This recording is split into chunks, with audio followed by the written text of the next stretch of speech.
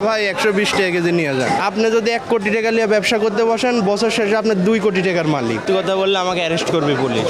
রোজা শুরুর আগেই হঠাৎ দ্বিগুণ 3 পণ্যের দাম। বিস্তারিত নিয়ে আপনাদের সাথে আছি আমি শামিমা সুলতানা। শুরু হচ্ছে পবিত্র রমজান মাস। ইফতারের অন্যতম অনুষঙ্গ বেগুন, শসা ও লেবু। চাহিদা বিবেচনায় এই 3টি পণ্যের দাম বিক্রেতারা ইচ্ছা মতো বাড়াচ্ছেন। বাজারে পর্যাপ্ত সরবরাহ থাকার পরও দ্বিগুণের চেয়ে বেশি দামে বিক্রি হচ্ছে এই 3 পণ্য। সরবরাহ বেশি, তবে রমজানে আতঙ্কের কিছু হয়নি, দাম বাড়বে না আশা করি। প্রচুর মাল ইনপুট হয়েছে, সবগুলো চোলা টোলা আপনার সবগুলো প্রচুর চাহিদা।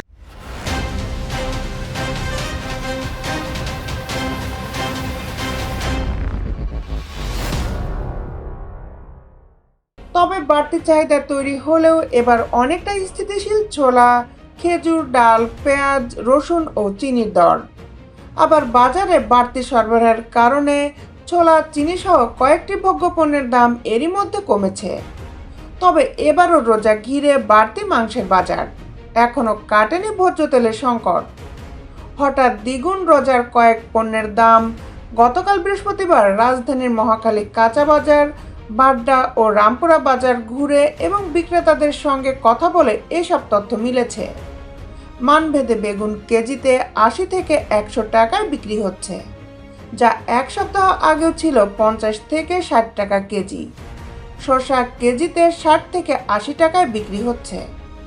গত সপ্তাহে বিক্রি হয়েছে 40 থেকে 50 টাকায়। এক মাস আগেও লেবুর হালি 20 থেকে 30 টাকায় বিক্রি হলেও এখন দ্বিগুণের বেশি দামে বিক্রি হচ্ছে 60 থেকে 80 টাকায়।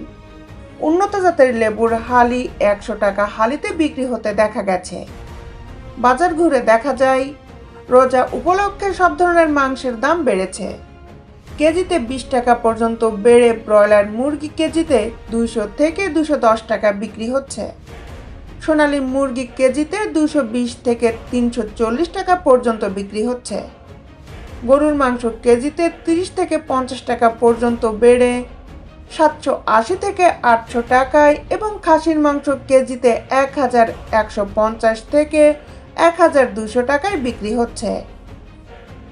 রোজা ঘিরে পর্যাপ্ত আমদানি হলেও গত নভেম্বর থেকে বাজারে বোতলজাত সয়াবিন তেলের সংকট চলছে। হাতে গোনা 2-1টি দোকানে বোতলজাত তেল পাওয়া গেলেও সরকার নির্ধারিত দরের চেয়ে বেশি রাখা হচ্ছে। বোতলজাত সয়াবিন তেল সংকটের দাম বাড়িয়ে বিক্রি করা হচ্ছে খোলা সয়াবিন তেলও।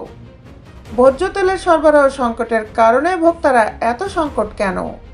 দেশ বিদেশের আপডেট নিউজ পেতে আমাদের সাথেই থাকুন। Justice television, Dhaka.